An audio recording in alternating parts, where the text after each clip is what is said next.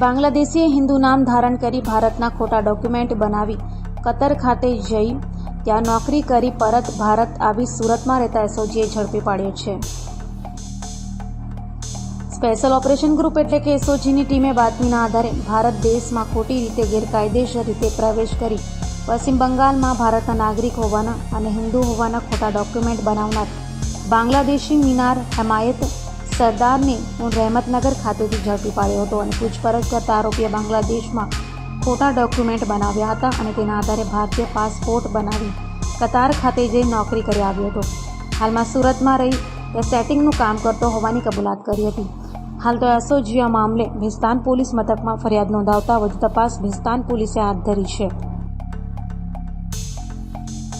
એસઓજીને એક ચોક્કસ બાતમી હતી કે ભાઈ ઊન વિસ્તારની અંદર એક મિનાર હેમાયતે સરદાર કરીને એક બાંગ્લાદેશી રહે છે, તો એના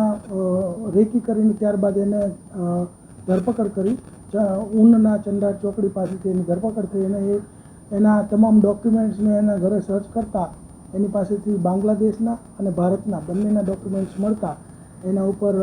બોગસ ડોક્યુમેન્ટને લગતો, પાસપોર્ટ એક્ટને લગતો અને ફોરેનર્સ એક્ટને લગતો એક ગુનો દાખલ કરીને એની ધરપકડ. મિનાર અહીં 2020માં આવેલો બાંગ્લાદેશની બોર્ડર ક્રોસ કરીને દલાલ મારફતે, અને ત્યારબાદ તેણે પશ્ચિમ બંગાળમાં બોગસ ડોક્યુમેન્ટ જે છે એ બનાવેલા, જેમ કે આધાર કાર્ડ છે, પાન કાર્ડ છે, સ્કૂલ એલસી છે અને પાસપોર્ટ છે વગેરે બોગસ ડોક્યુમેન્ટ જે ભારતના બનાવી અને સુનિલ નામનું ખોટું નામ ધારણ કર્યું હતું અને તે અહીંયા આવીને 2020થી રહેતો હતો. 2021થી 23 દરમિયાન તે કતારના દોહા મજૂરી કામ અર્થે ગયેલ અને ત્યારબાદ તે અહીંયા નાની મોટી મજૂરી કામ તથા